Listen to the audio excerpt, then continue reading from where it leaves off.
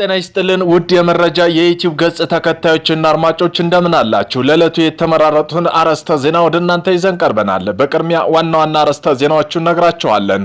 ሌሊት በኢትዮጵያና በኤርትራ ድንበር አቅራቢያ የድሮን ጥቃት ተፈጽሟል። ምንጮች እንደገለጹ ከሆነ ከፍተኛ ጉዳት መድረሱ ታውቋል። የት አካባቢ ምን ያህልስ ጉዳት ደርሷል? መንግስትስ በዚህ ጉዳይ ምን አለ? የሚለውንም የመረጃ ምንጮች አካተናል። ቆይታችሁ የምትሰሙት ይሆናል። ብሔራዊ ነጻነት ግንባር ከፋኖ ጋር መነጋገሩ ይፋ አደረገ። ከአንድ ወር በፊት በአስመራ ከኢሳያስ አፈወርቂ አብርሃ ጋር በተገናኙ የኦብነግ አንጃ መሪ የሆኑት አብዱራህማን ሙህዲን ከኢትዮጵያ ተቃዋሚ ኃይሎች ጋር ንግግር እያደረገ መሆኑን አሳውቋል። በዜና ጥንቅራችን ትሰሙታላችሁ። ህዝባዊ ወያኔ ሓርነት ትግራይ ህወሓት ጸበልተኞች ጭምር ለወታደራዊ ስልጠና ማፈሱ ተሰማ። ባለፉት 3 ሳምንታት በትግራይ መጠነ ሰፊ ወታደራዊ አፈሳ እየተደረገ መሆኑ ይታወቃል። ይህ ህገወጥ ድርጊት በተመለከተ ቅድሚያ ለሰብአዊ መብት የተሰኘ መብት ተቆርቋሪ ተቋም ሰፊ የምርመራ ሪፖርት ይዞ ወጥቷል። በዚህም ጉዳይ በዜና ጥንቅራችን አካተነዋል። ቆይታችሁ የምትሰሙት ይሆናል። ክልል የተከናወነው ፍጹም ህገወጥና እውቅና የሌለው ድርጊት ነው ሲሉ ጄኔራል ሳሞራ ዩኑስ ገለጹ። የቀድሞው የኢፌዴሪ መከላከያ ሰራዊት ጠቅላይ ኤታማዦር ሹም ጄኔራል ሳሞራ ዩኑስ በትግራይ ክልል ያለው ወቅታዊ የፖለቲካና የጸጥታ ሁኔታ በተመለከተ ቃለ መጠይቅ አድርገዋል። በዜና ትንታኔ ያካተናል። ቆይታችሁ የምትሰሙት ይሆናል። በፈረንሳይ የሚገኘው የኢትዮጵያ ኤምባሲ ፍራንስ 24 ባለፈው ሰኞ የተካሄደው የኢትዮጵያ 7ኛው ጠቅላላ ምርጫ በተመለከተ በሰራው ዘገባ ምርጫው የይስሙላ እንዲሁም የአዲስ አበባ ልማት አስከፊ ነው ሲል መግለጹን ኢትዮጵያ ያለችበትን ሁኔታና እውነታውን ያላገናዘበ ነው ሲል የተቃውሞ መግለጫ አውጥቷል። በዜና ጥንቅራችን አካተነዋል። በሶማሊያ የፖለቲካ ቀውስ ተከትሎ የተቀሰቀሰው ውጊያ ተጠናክሮ ቀጥሏል። ሶማሌ ዋና ከተማ ሞቃዲሾ መካከለኛ ክፍል በመንግስትና የጸጥታ ኃይሎች ከተቃዋሚ ጎራ ጋር በተሰለፉ ታጣቂ መካከል የተነሳው ከባድ ውጊያ ከ20 ሰዓት በላይ የቀጠለ ሲሆን ይህም በከተማዋ ሰብአዊና የጸጥታ ቀውስ ሊያስከትል ይችላል የሚል ከፍተኛ ስጋት አሳድረዋል። በዜና ጥንቅራችን አካተነዋል። ቆይታቸው የምትሰሙት ይሆናል። እነዚህን የመሳሰሉ አርዕስተ ዜና ወደ እናንተ ይዘን ቀርበናል። ቤተሰብ ለመሆን ላይክ፣ ሼር፣ ሰብስክራይብ ማድረግዎን እንዳይረሱ።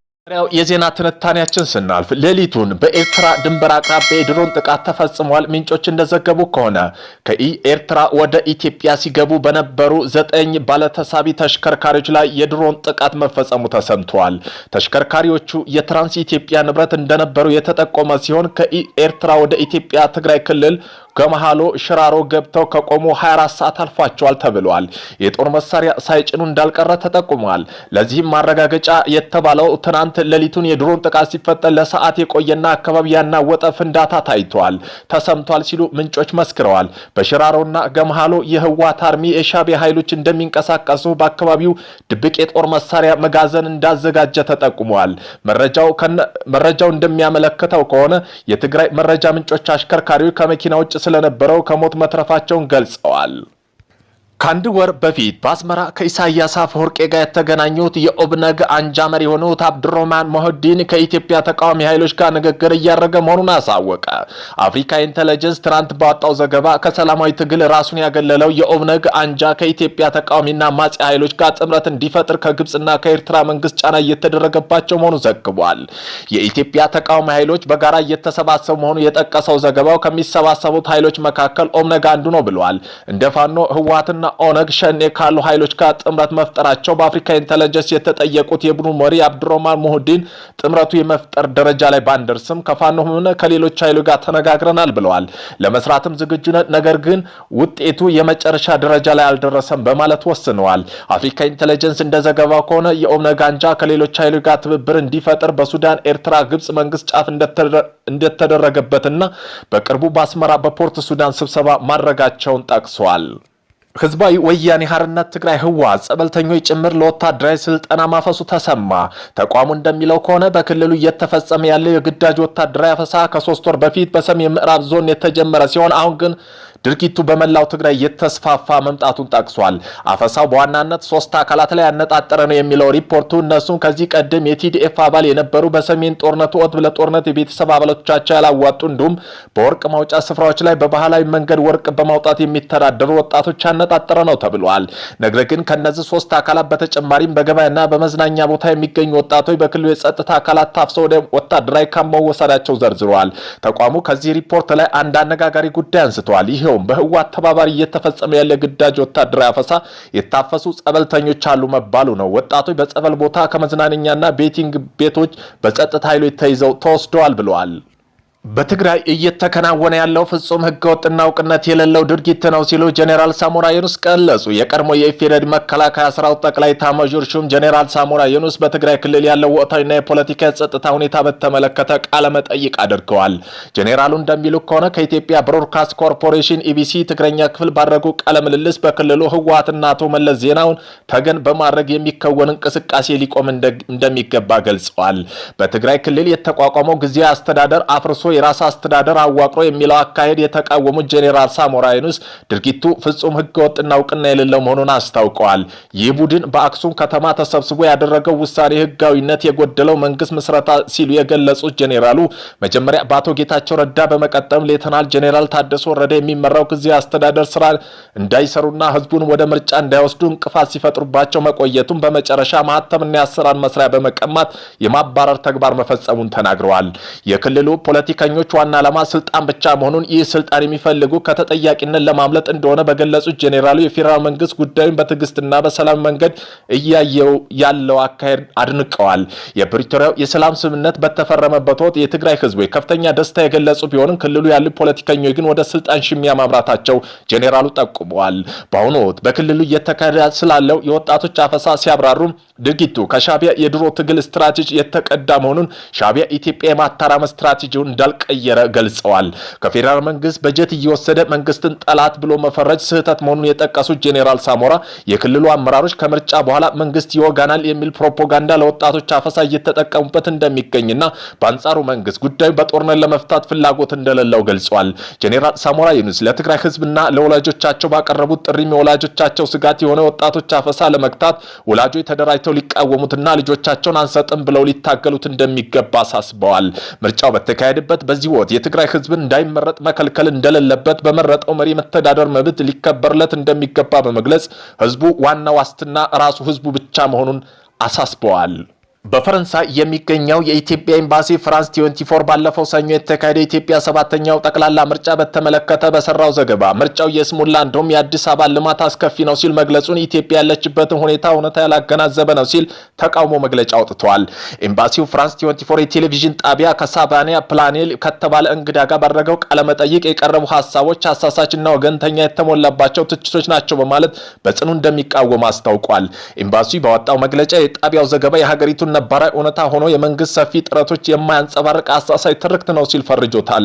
አክሎም ባለፉት ዓመታት ተመዝግበው ያላቸውን የፖለቲካና ኢኮኖሚ ስኬቶች ወደ ጎን በመተው አስተዳደሩ እርስ በርስ ጦርነት ብቻ ከፋፍሎ ለመግለጽ የተደረገ ሙከራ ማጋነንና ከተጨባጭ እውነታ የራቀ መሆኑን ጠቅሷል። ኢትዮጵያ በአስቸጋሪ ቀጠናዊ ሁኔታ ውስጥ መሆኗ ዋና ዋና ዓለም አቀፋዊ ፋይናንስ ተቋማት የተመሰከረለት ፈጣን ኢኮኖሚ እድገት አስመዝግባለች ሲል ምላሽ ሰጥቷል። በተጨማሪም አዲስ አበባ ከተማ ውበትና የመሰረተ ልማት ማዘመን ስራ አስከፊ ነው ሲል የገለጸው አግባብ ኤምባሲ ውድቅ የሚያደርገው በመግለጽ የልማት ፕሮጀክት በሚሊዮን የሚቆጠሩ ዜጎች ህይወት እየቀየረ ያለና በዋና ከተማም ሆነ በሌሎች ሀገሪቱ ክፍሎች ከፍተኛ ደረጃና ውጤት የተቸረው ስኬት ነው በማለት አወድሷል። ኤምባሲው አክሎም በምርጫ ላይ ስለ አሳታፊነትና የቴክኖሎጂ አጠቃቀም አስመልክቶ የሰራው የተቸበት መንገድ በስህተት የተሞሉ ናቸው ሲል በጽኑ ነቅፏል። የፈረንሳይ ዜና አውታር በሰራው ዘገባ በአማራና ኦሮሚያ ክልል ግማሽ ያሉ ምርጫ ክልሉ አልመረጡም ማለቱን በተመለከተ ደግሞ ይህ መረጃ ሙሉ በሙሉ ሐሰት መሆኑን ኤምባሲው በአሃዛዊ መረጃ አስደግፎ ተከላክሏል።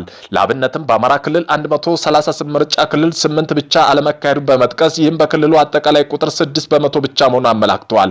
እንዲሁም በቴክኖሎጂና በአጠቃላይ ሂደቱ ዲሞክራሲ የተከተለ መሆኑን በመግለጽ መገናኛ ብዙሃን የሰራቸውና ያሰራጫቸው መረጃ እውነትን ያላገናዘቡ ናቸው ሲል አጣጥሏል።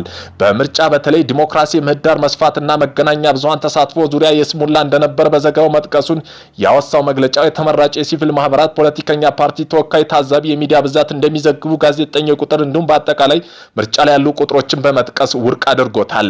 ኤምባሲው አክሎ ሚዲያው የውጭ ወገኖችን ማለት በአፍሪካ ህብረትና ኢጋድ ታዛቢው ሚና ለማሳነስ ትልቅ ግድፈቶች ሪፖርት አያደርጉም በማለት የተቋሙ የስራ ማሳነስ ነው ብሎታል። የሁለቱ ተቋማት ልዑክ የሚመሩት ኃላፊ ማንነት በመግለጽ አንጋፋ ተቋም መሪዎች ማጣጣል ያስተሳሰብ አድልኦት ማሳየት ነው በማለት ኮንኖታል። በመጨረሻም የዚህ ምርጫ ውጤት የሀገሪቱ ወደፊት ዕጣ ፈንታ የሚወሰነው በራሷ ኢትዮጵያ ህዝብ ዲሞክራሲ ምርጫ እንጂ ከውጭ የሚመጡ መግለጫ አስተያየቶች አይደለም ሲል አስታውቋል። የሶማሊያ የፖለቲካ ቀውስ ተከትሎ የተቀሰቀሰ ውጊያ ተጠናክሮ ቀጥሏል። በሶማሊያ ዋና ከተማ ሞቃዲሾ መካከለኛ ክፍል ከመንግስት የጸጥታ ኃይሎችና ተቃዋሚ ጎራዎች ጋር በተሰለፉ ታጣቂ መካከል የተነሳው ከባድ ውጊያ ከ20 ሰዓት በላይ ቀጠለ ሲሆን በከተማው ሰብአዊና የጸጥታ ቀውስ ሊያስከትል ይችላል የሚል ከፍተኛ ስጋት አሳድሯል። የግጭቱ መነሻ በሀገሪቱ የምርጫ ሂደትና ህገ መንግስት ማሻሻያ ዙሪያ የተፈጠረ ስር የሰደደ የፖለቲካ ውዝግብ ነው። የተቃዋሚ መሪ የአሁኑ ፕሬዝዳንት የስልጣን ዘመን ግንቦት 15 ቀን 2026 ሜይ 15 2026 ማክተሙን በመጥቀስ ከዚያ በኋላ ህጋዊ የስልጣን ውክልና የላቸውም በሚል እውቅና ለመስጠት ፈቃደኛ ሳይሆን ቀርቷል። ያለመግባባቱ ዋነኛ ማዕከል የሀገሪቱ ምርጫ ስርዓት መዋቅር ነው። የፌዴራል መንግስት ዜጎች የፓርላማ አባላት በቀጥታ የሚመርጡት በመቀጠልም የተመረጡ ተወካይ ፕሬዝዳንት የሚሰይሙት አንድ ሰው አንድ ድምጽ የተባለው ምርጫ ስርዓት ይደግፋል። በአንጻሩ የተቃዋሚ ቡድኖች እያንዳንድ የፌዴራል አባል ሀገር መሪዎችና የጎሳ ሽማግሌ ፓርላማ አባል መርጠው እነሱ ደግሞ ፕሬዝዳንት የሚመርጡበት ባህላዊ የጎሳ ተጽዕኖ ስርዓት እንዲቀጥል ይሻሉ። ሌላኛው ዋነኛ የውዝግብ ነጥብ ፕሬዝዳንቱ የስልጣን ዘመን ከ4 ዓመት ወደ 5 ዓመት ያራዘመው በቅርቡ የጸደቀው ህገ መንግስት ነው።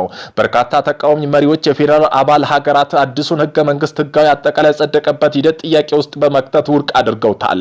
በአሁኑ ወቅት በከተማው እየተካሄደ ያለው ከባድ የተኩስ ልውውጥ በርካታ ነዋሪዎች ቀያቸውን ጥለው እንዲሸሹ ያስገደደ ሲሆን ይህም በዋና ከተማዋ የተለያዩ ክፍሎች ሀገር ውስጥ መፈናቀልን አስከትሏል። የፖለቲካ አለመግባባቱን ሀገሪቱ የበለጠ ሊያናጋ ይችላል የሚል ስጋት በበረታ በዚህ ወቅት የሰላማዊ ዜጎች ደህንነት አሳሳቢ ደረጃ ላይ መድረሱ ተገልጿል።